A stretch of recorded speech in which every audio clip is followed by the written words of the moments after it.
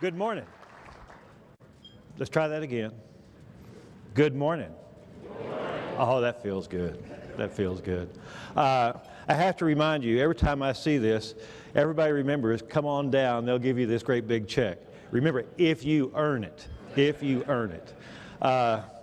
We have high productivity standards in this building. We have the same standards for people with disabilities or without disabilities, and they're pretty high. Matter of fact, there's no difference. And every time I see this, I'm reminded every time I talk to those folks down there, I said, how's Julia doing? Is she still making rate? Because we're in big trouble if she ever quits making rate, because he's got to stay there. She has become an ambassador for us. Well, I want to talk a little bit about this distribution center, but I think this extends beyond this DC, certainly in our company, and I think even into our industry, and that's why I'm so excited to be able to talk to you all today. Now, this is our first 175 hirees. Now, if you look out there, you're going to see somebody that looks like you, because we got young, we got old, we got skinny, we got not so skinny. We have all the races. They're going to find somebody like you. Now, in this picture, everybody can do the job. Everybody can do the job, and that's something we expected. And as we said, over 40% of these people have a disability. Now, we have all kinds of disability. We got cognitive ones like autism, mental retardation. We have some schizophrenia.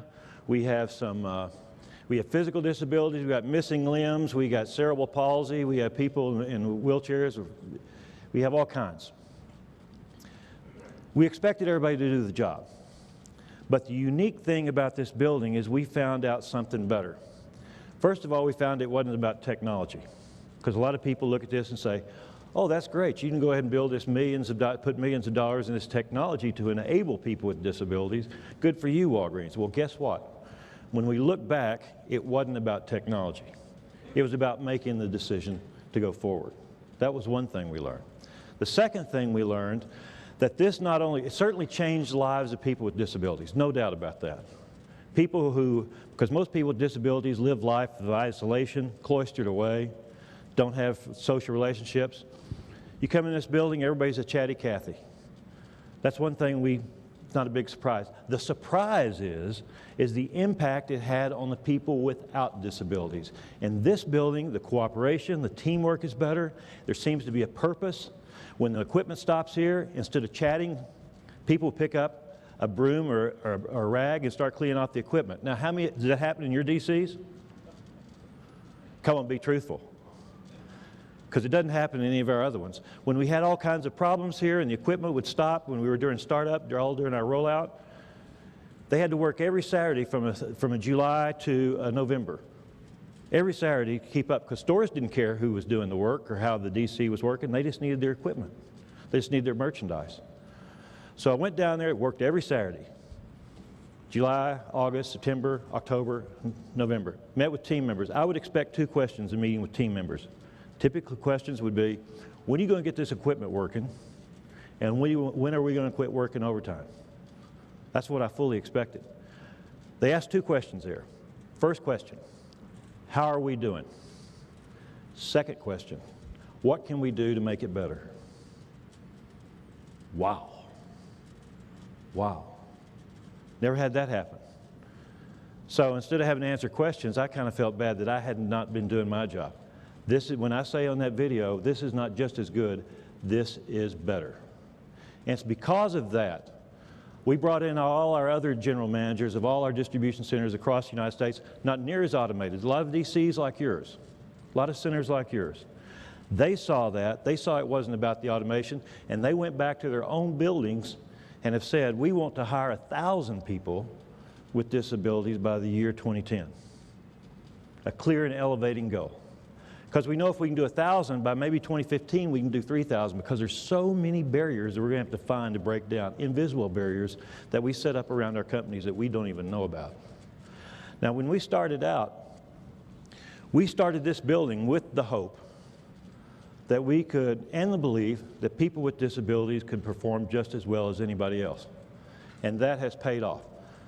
Now, we had some experience in the past of using what they call enclaves. Enclaves is when a group comes in, maybe like from Goodwill, and does some specialized tasks over to the side, typically not time critical, typically not as key quality around it, but you got some time. You know, we bring in some people to clean our totes, or we do some custodial work. We'd had some experience there, and that had been good. This is the first time we wanted to say full-time employees, side by side, same standards, same pay. And that has paid off for us. Now, a lot of people ask, why did we do this? Let me tell you a reason. This is my family a couple of years ago. I'm the guy in the middle. The young man on the right, I have 3 kids. Now, let me ask, does everybody have kids? A lot of y'all have kids? Now, is this true as parents? We all know this. Every child is a lesson. Sometimes by what they say, sometimes by what they do, sometimes just who they are. And my kids are no different. Every child is a lesson. On the left is my 18-year-old who's going on 28. Over to the right is my 22-year-old who doesn't know where she's going in the future. But on the right-hand side is my 19-year-old son, Austin. Austin has autism. He speaks. Half of autistics do not speak. So we're on the lucky side of autism. He speaks. He loves Michael J. Fox, American Airlines, Beverly Hills, and The Simpsons. And if you ever get a chance to talk to him, he'll tell you about those things over and over and over and over. Loves The Simpsons. As a matter of fact, his bedroom's next to ours, and the sound I hear at night, typically at night, is laughter, as he really lives those episodes in his head. Typical laughter. Never had a bad day. Never had a violent moment, never said an unkind thing, never has done a selfish act. But make no mistake, his disability is a terrible disability. That's one that I'm familiar with. He has no friends. He's never been invited to a birthday party. I've never played a game, never a game of catch. He'll never marry. And when he gets out of school, he'll probably be like 95% of all kids with autism. He'll never be offered a job. And I've watched these kids come through school. Now, does anybody know, let me ask, does anybody know what an IEP is? Some of us know it, the Individualized Education Program. You got to have that. If you have a child with a disability, school systems across the United States, all 50 states, have to meet with you twice a year and go through an individual program for your child to make sure the education is adapted to them. Austin got into the school system at age 3. Next week, we'll be 16. It'll be my 34th IEP. My wife and I go there, and it's always the same. We're waiting. Some parent finishes up. Our parents come out. We go in. We go through the good things, the bad things, the challenges, laughter, tears, and when we come out, it's always the same. There's a parent or parents waiting, and I've learned this. Disabilities play no favorites. Rich, poor, old, young, traditional parents, non-traditional parents. But we share the same wish and hope. Now, this is true, I think, for most of us. Most of us go through our lives as if we're never going to die. You know, it's a reality we all know, but it's not something we live every day. It's not on your mind. But as soon as you have a child with a disability, you are confronted with your mortality. And one thing that a parent with a child with a disability, whatever disability, the first thing they think about is my time on earth is limited. And what's going to happen afterwards. And this is our hope, just to live one day longer than our child. Just one day. Because we know when they get out of the school system, they're going to be booted out, typically without a lot of support, to have to compete against a group of kids who are much better prepared. As a parent, I know this, and as an employer, I know this. People with disabilities die a death of 1,000 cuts. When it comes to employment, they probably don't drive, or if they have access to transportation, it's probably limited or limited hours. They may not be able to get through the interview process or the application process. They don't learn the way we're used to teaching. They may talk differently, they may look differently, and they suffer under the most unkindest cut, which is the belief by most of us, and I want to say 99.9%. When it gets down to it, most people believe people with disabilities can't do the job. Even a racist knows not to make a racist joke in polite company, or a sexist joke, but when it comes to people with disabilities, that's one prejudice that we all have. That helping people with disabilities is a charity. Well, guess what? We're not a charity. We only make 3 cents on the dollar. We can be as hard-nosed, and we got shareholders that drive us just like anything else. It's not a charity. But the unkindest cut is that it is a charity. A lot of these people worked a year on their own time in a training center just to prepare themselves for this. We opened the door, but they had to walk through, and they had to earn their time there every day. So, what are we to do? There's a story, there's a play, an adaptation of a Greek play by a fellow named Sean Haney. And in this play, he writes about a fellow named Philoctetes. Now, I don't think anybody's got a kid named Philoctetes in this room. I've spoken to a lot of people. You might call him Phil, but his name is Philoctetes in this story. And he is a fellow who is disfigured in an injury, is disfigured and disabled, and he's left alone and deserted by his friends. Because in those times, you know, bad things happen to you, there's a reason. So they deserted him and left him on one of these islands out in the Aegean Sea by himself for years. Nobody came to see him. And then Greece gets in this war with Troy, and they discover that Philoctetes has this magic bow they need to defeat Troy. So his friends come to him, pull up to the island, find him, and they say, "Will you forgive us? We deserted you, we were your friends. You didn't deserve this, and we were wrong. Will you forgive us?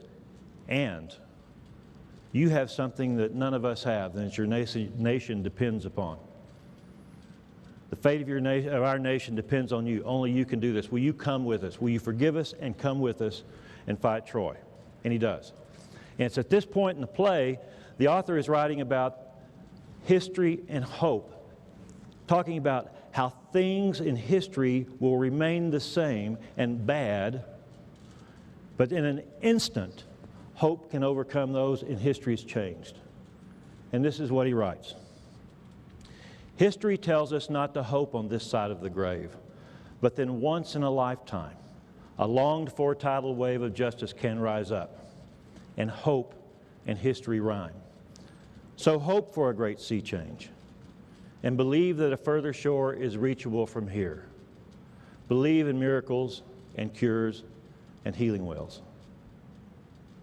And like Philoctetes in that story, people like Daryl Perry, who you saw in the video, has mental retardation, 52 years old, never worked, #1 productivity on the receiving dock. Or people like Harrison. Harrison has autism, came out of the school system, he's 19, no prospects for a job. I met him in the training center where he was working on his own time just to prepare for the opportunity. He tells me, he says, "Randy, I can receive," now receiving is a pretty complex operation in our building. We receive about 25,000 different SKUs. Some of it comes in pallets, some comes in boxes, some of it comes in even inside the boxes, special and pharmaceuticals. So it's not an easy task. But Harrison told me, he says, "I can receive 10 cases a minute, Randy." I said, "Great, Harrison, that's fantastic." Now, but we don't measure in minutes, we measure in hours. So how many cases can you receive in an hour? How much is 10 times 60? He goes, "I don't know. I don't know." Now, I know that's 600. I know we were hoping for 400. So here's a fellow who does 150% of standard in our expectation, but he can't multiply 10 times 60. Another fellow, this fellow's in our Puerto Rico DC. He's our #1 receiver on the dock, and he works in what we call location control, does all the putaways. #1 productivity. On equipment, going up and down those aisles, deaf, mute. A lot of people say, how can deaf people drive a lift? Well, Edwin can, and he does a fantastic job. And you saw Angie, the woman with cerebral palsy in the tape. She went to college, straight A's, graduate school, straight A's, sent out 400 resumes, had 30 job interviews, and not a single job offer. And she does a fantastic job for us. We're lucky to have Angie and Daryl and Edwin. People like that, the disabled, and like Philoctetes and stories, await us. They await us to discover their gifts, they await us to harness their abilities, and they await us to value their contribution. So what are we to do? Now, I would have to ask you, this is our industry. Look around the room. Who is better qualified? Who is better prepared? Who has better resources than us in this room, in this country, to help address this? This is our industry. We have a success story. We know that this works. You do have the power to change the world. That's one thing I know. And we ask, oh boy, why don't more people do that? Well, I have to tell you, or say, Randy, why did you take so long? And quite frankly, that's probably been my biggest regret. Because I think most of us spend most of our days just with fending off the rocks and everyday living. The everyday life comes at us, and it's easy to kind of close our eyes to certain things or not hear certain noises and recognize that some of the problems somebody else is going to have to solve. But then once in a lifetime, we do have an opportunity. Now, I have to look at my own life, and I would say, looking at the poor choices I have made over a lifetime, and I promise you, I got a bunch. I got a bunch of poor choices I've made. I'm an example of what poor choices can be overcome to get here, because it'd be a luck to get to this spot. But when I look at that, probably the common element is fear. When I've made a poor choice, it's been fear of something. Either fear of failure, fear of loss of status, fear of losing something, fear of uncertainty. Fear. Fear keeps me quiet when I should speak. Fear has made me hesitate when I should have acted. Fear makes us small. It makes us shrink from the world. And fear denies us our grand opportunity. A woman, Marion Williamson, wrote one time, "What is our deepest fear?" If you see the movie Coach, Carter is quoted in there. What is our deepest fear? And she goes on to say, our deepest fear is not that we are inadequate. Our deepest fear is that we are powerful beyond measure. It is our light that frightens us, not our darkness. Fear makes us shrink. It makes us smaller. And we say, gee whiz, who am I? Who am I to do something? Who am I to make a difference? There's a lot more people better qualified. Really? Well, I'll tell you, I was in San Francisco picking up a car to go out to our center in Sacramento. And I was at the Hyatt Regency there, and I had a little time, and I went to the washroom, and it's down this long hall. And I go down there, and I come out of the restroom, and there's this man there who's boot black. It's just him. And just him and me. And he says, hey, you need a shoe shine. Now, a lot of times in airports, you can kind of walk by that stuff, but I'm at the end of a 30-foot hall. It's just him and me. I said, okay, I got time. So we said, he starts shining my shoes, and he starts telling me. I said, his name is Alan Feaster. I remember his name. So we get to talking. I said, how long have you been a boot black? And he goes, 30 years. I said, wow, that's a long time. How much longer are you going to work? And he goes, well, actually, I'm thinking about retiring. Well, what are you going to do? Well, then he pulls out this notebook, and it's got all these newspaper clippings.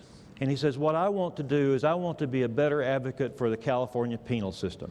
Because we have this thing in California called the California Youth Authority, in which we hold boys in the same cells with men. And my 14-year-old son, Darrell, and his friend were picked up and incarcerated and thrown into this cell with men, and they were both found the next morning hanged and dead.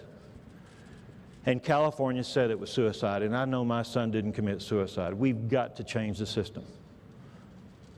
And that's what he's been doing. And he had a stack of clippings like this. He showed me a picture of him with Governor Schwarzenegger. I went on Google, 696 references to Alan Feaster, a boot black, 30 years. If He can do that, what can we do? What can we do? Now, I ask you to think back. Recall your idealism. What kind of world did you want this place to be? What kind of world did you want this place to be? Because the question is, will hope and history rhyme? History tells us that people with disabilities will always remain on the outskirts of society, living those lives of seclusion. Hope. Hope tells us one day we will reach out and embrace them and claim them as our own. Now let me ask you, so as we get close to closing, do you know somebody with a disability? Do you hold somebody in your heart with a disability? Will hope and history rhyme? That's for us to answer. Now, as for me, I choose to believe in miracles and cures and healing wells. And I know that what links us is something more important than just dollars and cents, although dollars and cents is important. We always talk about mission. This is meaning. This is the best thing we have ever done. I choose to believe in miracles and cures and healing wells. I believe we can make a difference. And I believe our moment is now. Thank you very, very much. Thank you.